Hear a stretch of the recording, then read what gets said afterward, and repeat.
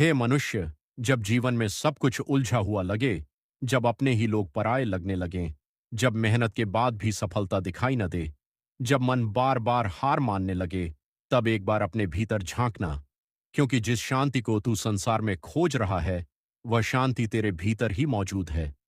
जिस सहारे को तू दुनिया के लोगों में ढूंढ रहा है, वह सहारा परमात्मा के नाम में छिपा है। भगवान श्री कृष्ण ने अर्जुन को केवल युद्ध करना नहीं सिखाया था, उन्होंने अर्जुन को जीवन जीना सिखाया था।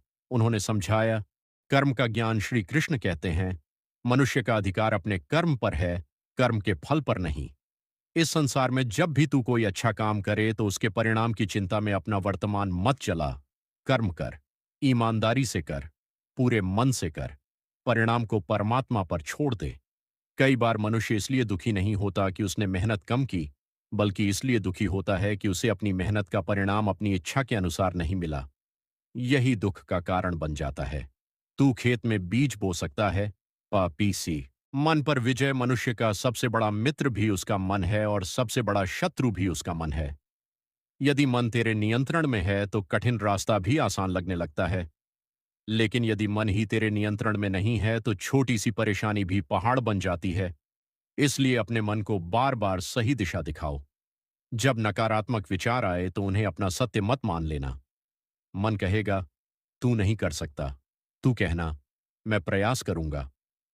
मन कहेगा, सब खत्म हो गया। तू कहना, अभी मेरी यात्रा बाकी। सुख और दुख, हे मनुष्य, सुख आए तो अहंकार मत करना और दुख आए तो निराश मत होना। सुख और दुख दोनों जीवन के यात्री हैं, कोई भी हमेशा नहीं रहता। जिस प्रकार मौसम बदलता है उसी प्रकार जीवन की परिस्थितियां भी बदलती रहती हैं। आज अगर तू दुख में है तो यह मत सोच कि हमेशा दुख ही रहेगा। आज अगर तू सफलता के शिखर पर है तो यह भी मत सोच कि अब कभी कठिनाई नहीं आएगी। जीवन परिवर्तन का नाम है। इसीलिए सुख में विनम्र रहो और दुख में धैर्य रखो। मोह और चिंता, अर्जुन युद्ध भूमि में खड़े होकर अपने प्रियजनों को देखकर मोह में पड़ गए थे। उनके हाथ कांपने लगे, मन भ्रमित हो गया। उन्होंने अपने कर्तव्य से पीछे हटने का विचार किया। तब श्री कृष्ण ने उन्हें समझाया कि मोह के कारण अपने कर्तव्य को मत भूलो। आज हमारे जीवन में भी यही होता है। हम कभी रिश्तों के मोह में, कभी धन के मोह में, कभी प्रतिष्ठा के मोह में और कभी अपनी इच्छाओं के मोह में फंस जाते हैं।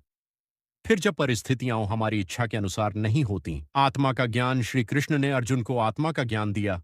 शरीर बदलता है, बचपन आता है, यौवन आता है, बुढ़ापा आता है, लेकिन आत्मा इन परिवर्तनों से परे है।